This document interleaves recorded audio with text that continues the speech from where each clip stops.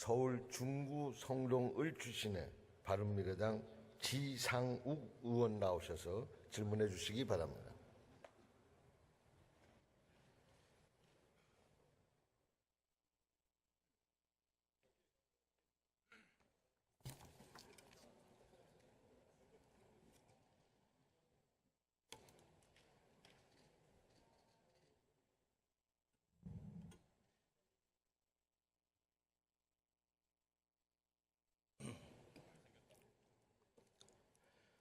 존경하고 사랑하는 국민 여러분, 그리고 문희상 의장님, 또 선배 동료 의원 여러분, 대한민국 수도의 서울, 심장, 중구와 성동구의 옥수동, 금호동을 지역구로 둔 바른미래당 지상욱입니다. 요즘 이런 말이 있습니다. 10대는 꿈이 없고, 20대는 답이 없고, 30대는 집이 없고, 40대는 내가 없고, 50대는 일이 없고, 60대 이후에는 낙이 없다, 이런 말이 있습니다. 있다, 된다가 아닙니다. 없다, 안 된다라는 얘기입니다. 지금 대한민국의 실체를 이만큼 통렬하게 비판하는 말은 없는 것 같습니다. 자, 총리님 좀 나와 주시겠습니까?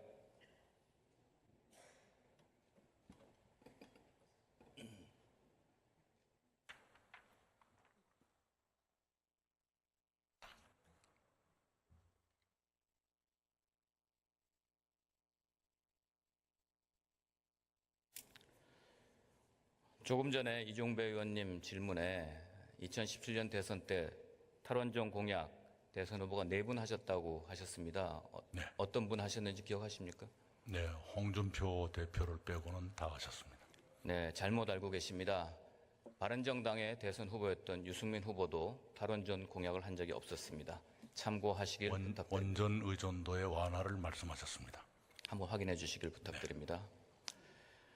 총리께서는 10대 어떤 꿈을 꾸셨습니까? 꿈이 왔다 갔다 했습니다. 네. 그 왔다 갔다 한 꿈을 다 이루셨습니까? 꼭 그렇지는 않습니다. 우리나라 10대 청소년은 성적 지상주의, 입시제도에 너무 과도한 학업 스트레스에 빠져 있습니다. 경제는 이렇게 어려운데 문재인 정부 들어서 학생들 1인당 사교육비는 역대 최대입니다. 이유가 뭐라고 생각하십니까? 네, 우선은 대학 입시 정책이 작년에 불확실한 상태가 몇 개월간 계속된 일이 있었습니다. 그것이 작용했다고 보고요. 또 하나는 아주 확실한 것은 아닙니다만 일부 교육청에서 야간 자율학습을 폐지했습니다. 야간 자율학습을 폐지하면 아이들이 더 발랄하고 창의적으로 자랄 거로 기대했는데 그것이 잘못하면 사교육의 시간만 늘리는 결과를 가져올 수도 있습니다. 그리고 이제 작년만의 문제는 아닙니다만 아이를 적게 낳을수록 아이에 대한 투자가 늘어나는 그런 영향도 있지 않았는가 생각합니다. 네, 다 일리 있는 말씀이신데요. 가장 중요한 거는 교육부 장관조차도 위장전입을 서슴지 않는 대입 만능주의가 가장 큰 원인이라고 저는 생각합니다. 한 번의 선택으로 평생 직업의 선택권과 지위가 결정되는 그 시스템에 대한 근본적 전환이 필요하다고 생각합니다. 동의하십니까? 네. 지금 희망을 키우기보다는 절망에 적응하게 만드는 것이 지금 문재인 정부라고 국민들은 아우성이 높습니다. 참고하시길 바랍니다. 20대는 답이 없는 인생입니다. 일하고 싶어도 뽑아주지 않는 세상입니다. 혹시 문송합니다. 이런 말 들어보신 적 있습니까? 짐작이 갑니다. 네, 원래는 문과여서 죄송합니다 하는 자조적인 말이었는데요. 요새는 젊은이들이 문재인 대통령 뽑아서 죄송합니다 라는 말로 변했답니다. 총리께서 책임을 좀 통감하셔야 되지 않겠습니까? 네, 깊게 인식하고 있습니다. 대부분의 일자리는 중소기업에서 나온다고 합니다. 공무원 일자리 만들겠다는 그 예산, 그 돈 모아서 중소기업, 스타트업 육성에 투자했으면 매우 달라졌을 거라고 생각을 합니다. 2015년 이후 최고의 체감 실업률을 지금 자랑하고 있습니다. 지난해 일자리 늘리라고 준 예산을 기업은 자동화 설비에 쓰고 고용된 사람을 자르는데 사용하기도 했습니다. 올해도 이런 예산 또 호응해 두고 막 뿌리면서 사용하실 겁니까? 내 예산이 좀 더 본래 취지에 맞게 집행되도록 꼼꼼하게 살피겠습니다. 제발 왜곡된 데이터 신봉 마시고 직접 총리께서 체크해 주시기를 부탁드립니다. 30대는 어떻습니까? 아무리 노력해도 살 곳 마련이 어렵습니다. 총리께서는 사회생활 몇 년 만에 집을 장만하셨습니까? 헤아릴 수 없이 많이 이사를 다녔습니다. 기억도 못하겠는데 맨 처음 살았던 것은 봉천동의 어느 단독주택 2층에 세대로 살았던 기억이 있습니다. 30대 후반쯤에 제 집을 가졌던 것 아닌가 싶습니다. 네. 3만 불 시대 지금 청년들은 도대체 얼마나 벌고 몇 년이나 걸리면 집을 살 수 있겠습니까? 총리님 집 사셨을 때하고 지금 상황이 많이 다른 것 같습니다. 답변 줄 수 있겠습니까? 네, 더 어려워졌다는 것을 잘 알고 있습니다. 그리고 제가 야당 국회의원 할 때나 기자할 때나 즐겁게가 아니라 자주 했던 얘기가 무슨 월급장이 몇 년이 걸려야 집을 갖는다 이런 식의 통계를 많이 썼고 또 발언했던 기억이 있습니다. 네, 사회 초년생은 신용도 부족하고 대출도 어렵습니다. 집은 살아가는 곳인데 이제는 사고 파는 곳이 돼버렸습니다. 집값 잡는다고 오히려 집값만 올려놨습니다. 그 와중에도 고위직들은 쏠쏠하게 재미까지 봤습니다. 자, 30대 실수요자가 청약제도를 통해서 집을 얻을 수 있습니까? 답변 주시겠습니까? 예, 만만치 않을 거라 생각합니다. 특히 100% 가점제 그게 도입된 이후로 1인 가구 신혼부부들은 오히려 역차별 받아서 더 어려워졌습니다. 알고 계시죠? 네, 정책의 실행 과정에서 취지와 다른 결과가 나오는 일이 왕왕 있습니다. 네, 잘 들여다봐 주시길 바라겠습니다. 정교하게 보겠습니다. 네. 40대를 얘기해 보겠습니다. 40대는 내가 없다입니다. 40대 취업자 수가 28년 만에 가장 크게 감소했습니다. 알고 계시죠? 네, 그건 아까도 말씀드린 것처럼 인구 감소의 영향도 있을 거고요. 40대 남자는 취업률이, 고용률이 92%쯤 될 겁니다. 지금 40대들이요, 20대 때는 IMF 경제 위기로 또 20년 후인 지금은 구조조정과 급격한 최저임금 인상으로 완전히 버림받은 세대라고 자주 합니다. 40대 빈곤율 이렇게 상승하는 이유 조금 전에 말씀 주셨는데 제가 볼 때는 일자리도 없는데 돈만 먹고 자란 자녀들이라고 해서 자조적인 얘기를 합니다. 양육해야 됩니다. 집 마련하고 유지해야 됩니다. 부담이 힘듭니다. 거기다가 10대, 20대, 30대 누적된 그런 채무가 목을 조르고 있습니다. 네, 저희가 주거복지 정책에 각별히 역점을 두고 추진하고 있습니다. 국토부 장관이 그에 관한 상세한 통계를 가지고 있습니다만 앞으로도 되도록이면 빨리 집을 가질 수 있도록 특히 청년이나 중년들이 집 문제 때문에 좌절하는 일이 없도록 더욱 노력하겠습니다. 도와주십시오. 세대별로 고통받는 문재인 대통령 효과는 여기서 끝이 아닙니다. 50대는 일이 없습니다. 100세 시대를 맞이했는데 이제 반밖에 살지 않았는데 직장에서 퇴출당합니다. 내 자신을 챙기기도 어려운데 독립하지 못한 자녀들 챙겨야 되고 부모님까지 모셔야 됩니다. 지난해 50대 가처분 소득이 금융위기 이후에 가장 낮은 수준입니다. 쓸 수 있는 돈이 없다는 뜻입니다. 왜 그렇다고 보십니까? 네, 우선은 좋은 일자리를 갖지 못한 분들이 계실 것이고요. 그게 제일 큰 이유가 아닐까 생각합니다. 50대라면 그렇게 생각합니다. 도대체 소득 주도 성장의 성과는 도대체 어디 있는 겁니까? 아까도 제가 말씀드린 바가 있습니다. 의료비가 많이 경감이 됐고요. 사회안전망 확충 과정에 있고 임금 근로자의 경우에는 소득이 올라간다든가 임금 격차가 완화된다든가 저임금 근로자의 숫자가 줄어든다든가 하는 긍정적인 성과가 있습니다만 그러나 그 고용시장에서 배제되신 분들 또는 그 최저임금을 지불할 여력이 없는 소상공인들의 고통이 크다는 것은 잘 알고 있습니다. 네, 일리 있는 말씀이시고요. 조기 은퇴해서 벌이가 없습니다. 그럼에도 가족을 부양해야 됩니다. 금리가 올라서 이자 더 내야지. 공시가를 급격하게 올리니까 세금 더 내야지. 거기에 따른 보험, 연금 지출도 많아집니다. 복지급여로 못 받게 되는 일까지 생기게 됩니다. 은퇴 후 달랑 집 한 채 가지고 어렵게 사시는 분들이 지금 굉장히 분노하고 있습니다. 잘 알고 계시죠? 네. 이분들 하시는 말씀이 그렇습니다. 왜 정부에서 공시가 기준을 못 밝히냐? 답변 좀 주시겠습니까? 예, 제가 세세한 걸 알지 못합니다. 좀 이따 국토부 장관이 말씀을 드릴 겁니다만은 큰 원칙으로 보면 시세가 가격이 많이 오른 그런 주택들 또는 시세 반영률이 낮은 현실과 거리가 많은 그런 주택들에 조금 더 많이 공시지가를 올렸고요.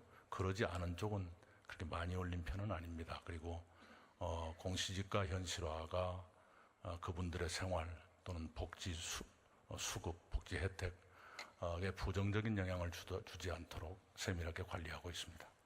그런데 같은 집, 어떤 분들은 더 좋은 집이 더 싼 세금을 내고 더 낮은 그런 가치를 가진 집에 공시가가 더 올라서 세금을 더 많이 낸다고 불편이 많습니다. 네, 형평성에 문제가 있다는 거. 그렇기 때문에 네. 국민들은 그 기준을 궁금하게 생각하는 겁니다. 네, 그것을 세밀하게 살펴보도록 하겠습니다. 영업 기밀이 아니지 않습니까? 일부러 가리고 있는 것은 아닐 겁니다. 기준을 알아야 그분들도 미래를 대비할 수 있습니다. 그죠? 기준이 있으리라고 생각합니다. 제가 외우고 있지 못할 뿐입니다. 네, 그러면서도 분양 원가는 공개하라는 그런 정책에 대해서는 궤를 같이 하고 있는 정부입니다. 동의하십니까? 예, 거듭 말씀드리지만 뭐가 있는데 일부러 덮고 있는 것은 아닐 겁니다. 알겠습니다. 총리님 말씀을 믿겠습니다. 한전 사장이 전기요금 인상이 절실하다고 했습니다. 알고 계시죠? 네, 그런 말을 한 걸로 기억합니다. 전기요금 인상하실 겁니까? 몇 번 말씀드렸지만 현재의 에너지 정책 그대로 가더라도 2022년까지는 상승 요인이 거의 없다라는 것이 정부의 판단이고 에너지 수급 정책을 통해서 그걸 밝힌 바가 있습니다. 상승시키지 않으면 인상시키지 않으면 한전은 파산한다고 보는데 그렇게 생각 안 하십니까?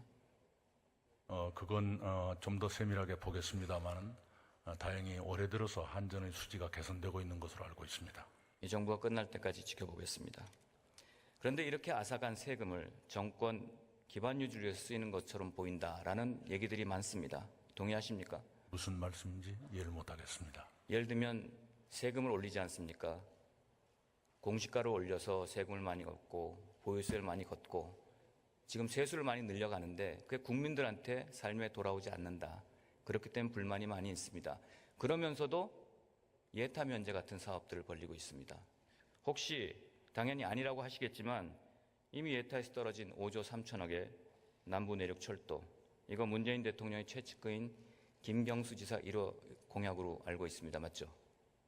예, 우선은요 세금으로 이루어진 게 예산인데요.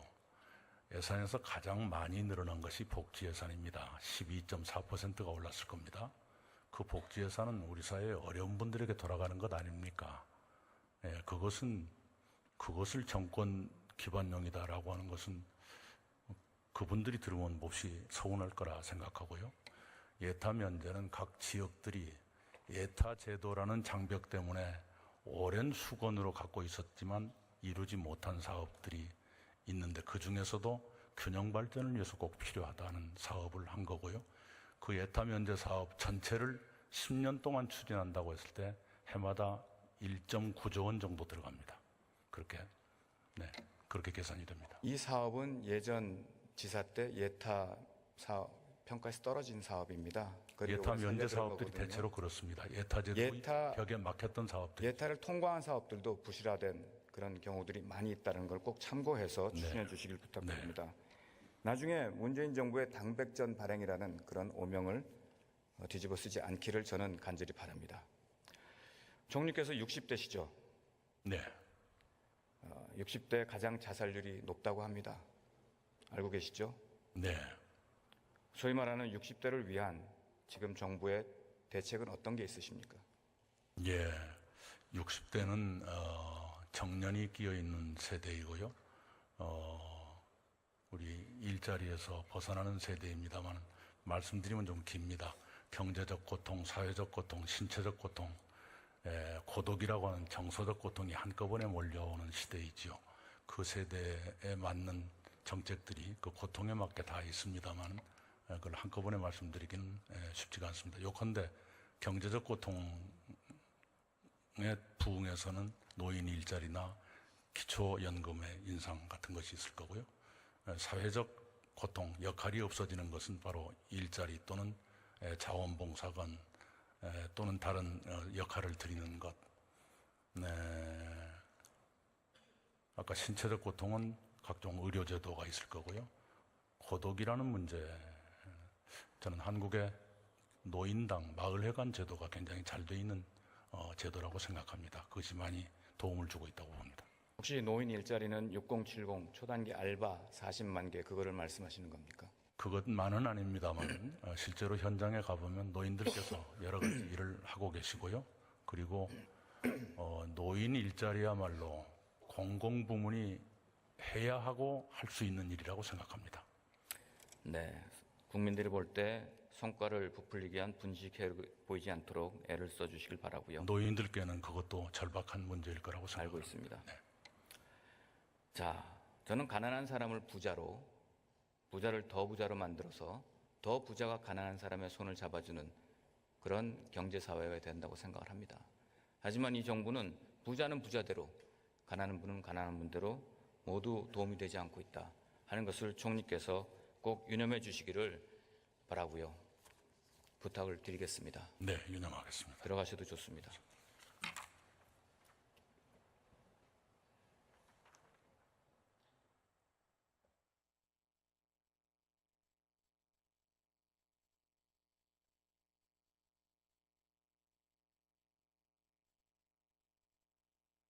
존경하는 국민 여러분, 그렇습니다.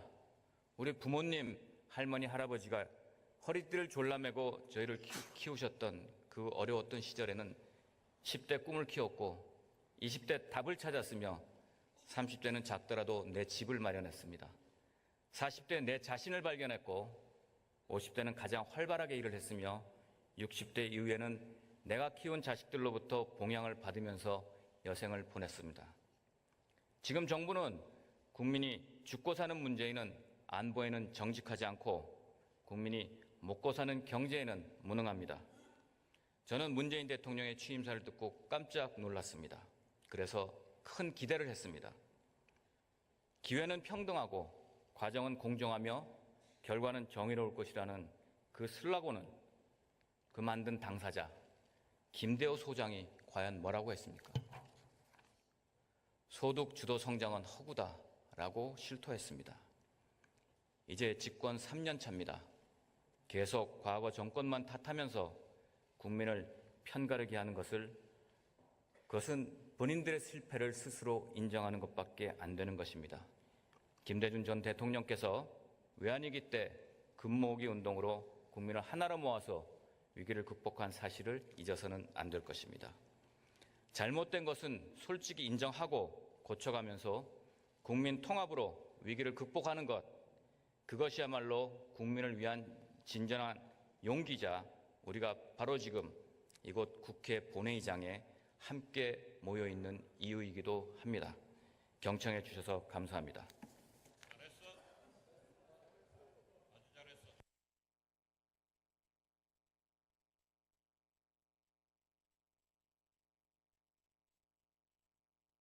시상 의원님, 잘하셨습니다.